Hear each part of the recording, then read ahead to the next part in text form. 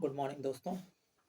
स्वागत है आप सभी के प्यारे से यूट्यूब चैनल मैथ्स कंसेप्ट पर। आज मैं आप लोगों के लेकर आया हूँ प्रस्तावना में वर्णित मुख्य शब्द जो प्रस्तावना में वर्णित हैं। अगर आप उन लोग उनको ध्यान से पढ़ ले रहे हैं, चीज़ों को ठीक से समझ ले रहे हैं, तो मैं ये आपको गारंटी देता हूँ कि आप किसी भी एग्जाम में बैठ रहे हैं तो इन शब्दों के मीनिंग से संबंधित क्वेश्चन आपका गलत नहीं होगा। तो चलिए आइए शुरू करते हैं अपनी चर्चाओं को। तो देखिए, सबसे पहला आपका शब्द लिया जाए तो संप्रभुता, जिसे आप प्रभुत्व संपन्न भी पढ़ते हैं। तो संप्रभुता क्या चीज़ होती है? तो भारत की जो सरकार है वो अपने आंतरिक और बाहरी मामलों में ना निर्णय लेने के लिए पूरी तरह से स्वतंत्र है। ठीक है, भारत के ऊपर किसी भी देश का कोई भी दबाव नहीं है, ना ही भारत किसी अन्य देश का डोमिनियन है। ठीक है, इसके बाद संप्रभुता को थोड़ा सा और समझिए। तो संप्रभुता जैसे कि क्या है कि आपका भारत जो है 1949 में सन 1949 में राष्ट्रमंडल देशों का सदस्य बना। तो जो है कि भारतीय जो कि संविधान ने एक अलग से घोषणा की कि भारत राष्ट्रमंडल देशों के सदस्यता ग्रहण कर रहा है, तो इसकी उसकी संप्रभुता से कोई लेना देना नहीं है। या फिर आप ऐसे कहिए कि भारत की संप्रभुता को राष्ट्रमंडल देश की सदस्य ग्रहण करने से भारत के ऊपर जो है कि कोई उसकी संप्रभुता से खतरा उसके नहीं है। और दूसरी बात, संयुक्त राष्ट्र संघ का सदस्य भारत 1945 में बना, तब भी भारत ने यह कहा था कि उसकी संप्रभुता से इसका कोई भी लेना देना नहीं है।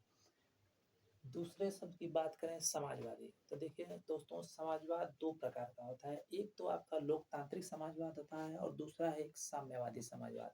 तो भारत का जो समाजवाद है वो है लोकतांत्रिक समाजवाद। देखिए, लोकतांत्रिक समाजवाद में होता क्या चीज़ है? तो लोकतांत्रिक समाजवाद में जो है कि मिश्रित अर्थव्यवस्था में जो कि आस्था रखी जाती है, यानी कि भारतीय समाजवाद जो है वो मिश्रित अर्थव्यवस्था में आस्था रखता है।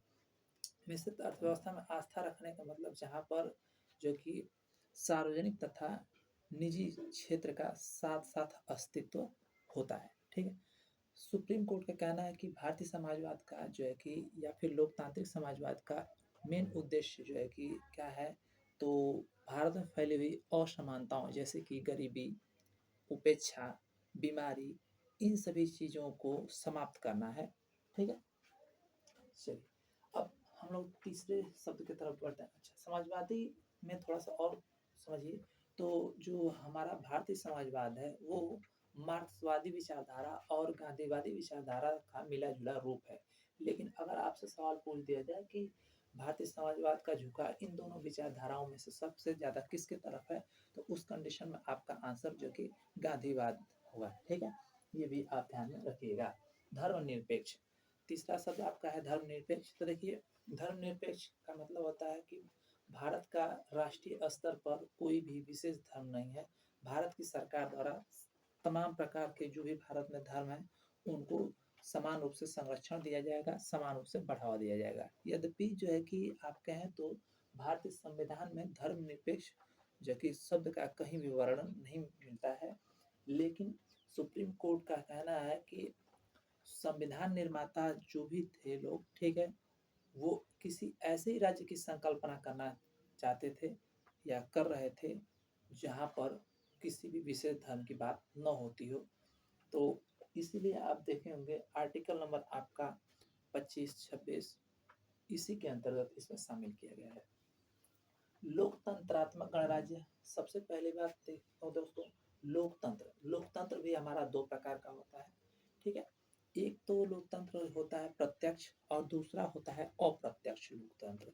तो प्रत्यक्ष लोकतंत्र में क्या चीज होता है? तो प्रत्यक्ष लोकतंत्र ऐसा लोकतंत्र है जहां पर सर्वोच्च शक्ति का इस्तेमाल जनता स्वयं करती है, प्रत्यक्ष रूप से खुद करती है। ठीक है, जैसा कि आप इसका एग्जाम्पल ले सकते हैं स्विट्जरलैंड को। स्विट्जरलैंड में जो है कि प्रत्यक्ष लोकतंत्र की बात है। प्रत्यक्ष लोकतंत्र के कुछ मानदंड हैं, जैसे प्रत्यावर्तन है, परिप्रेक्षा है, ठीक है, और भी आपके जनमत संग्रह है।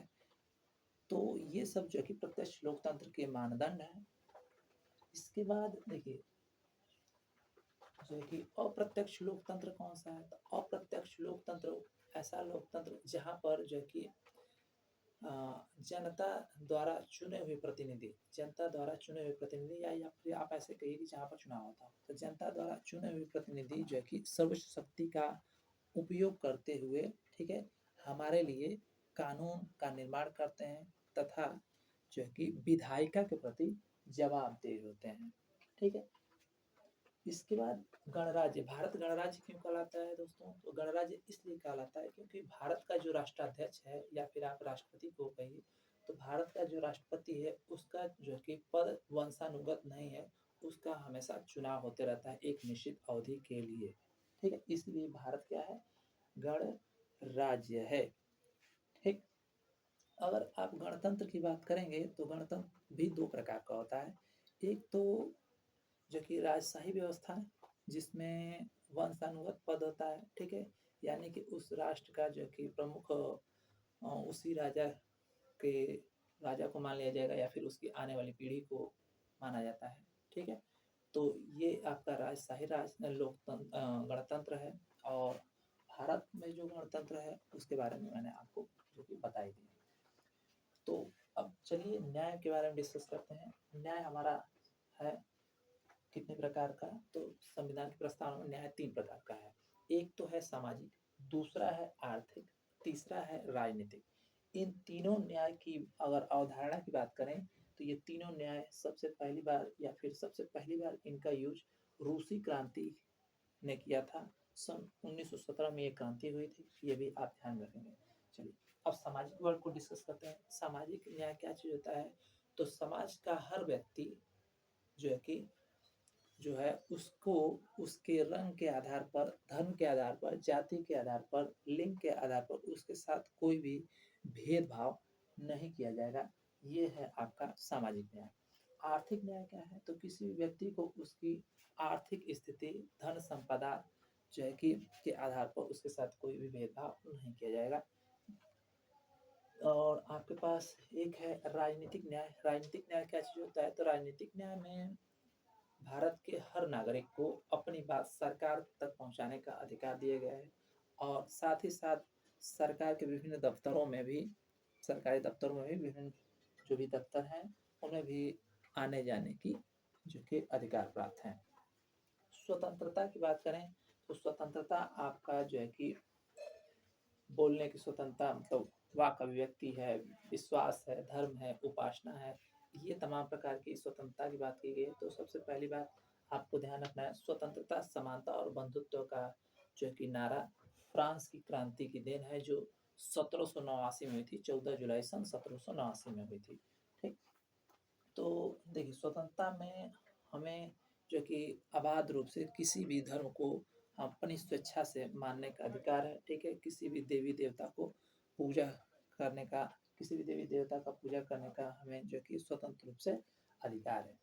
समता, समता मतलब होता है समानता, ठीक है। तो आर्टिकल नंबर 14 से लेकर के अगर आप बात करें जो है कि 18 तक, तो यहाँ तक जो है कि समता की ही बात की जाती है। जैसे कि 14 में आपकी बात कीजिए विधि की समझ समता, ठीक है, मतलब कानून सबके लिए एक समान है, ठीक है। 15 में आप बात करते हैं, आर्टिकल नंबर 15 में कहते हैं कि किसी व्यक्ति को धर्म, लिंग, जो कि वंश, जाति के आधार पर उसके साथ कोई भी भेदभाव न होगा, ठीक है। 16 में आप कहते हैं लोक नियोजन यानी कि अवसर की समानता होगी। 17 में कहते हैं अस्पृश्यता का अंत, ठीक है। तो ये तमाम चीजें जो है कि समता के अंतर्गत आती हैं। बंधुत्व, भारत में आप कहें तो जो है कि अलग अलग राज्यों में अलग अलग भाषाएं बोली जाती हैं, अलग अलग तरीके के पहनावे हैं, अलग अलग तरीके के लोग रहते हैं, ठीक है, अलग अलग तमाम प्रकार की चीज़ें हैं वहाँ पर। तो इन सभी चीज़ों से ऊपर उठ करके एक दूसरे के बीच प्रेम, व्यवहार, सौहार्द की भावना, भाईचारे की भावना ही क्या है, बंधुत्व है। तो ये थे आज के हमारे जो कि टॉपिक के कुछ मुख्य शब्द दोस्तों। तो अपना फीडबैक कमेंट बॉक्स में देना ना भूलें, ठीक है, ताकि हमें भी ये पता चले चीज़ें आपको सही से समझ में आ रही हैं। तो थैंक्स दोस्तों।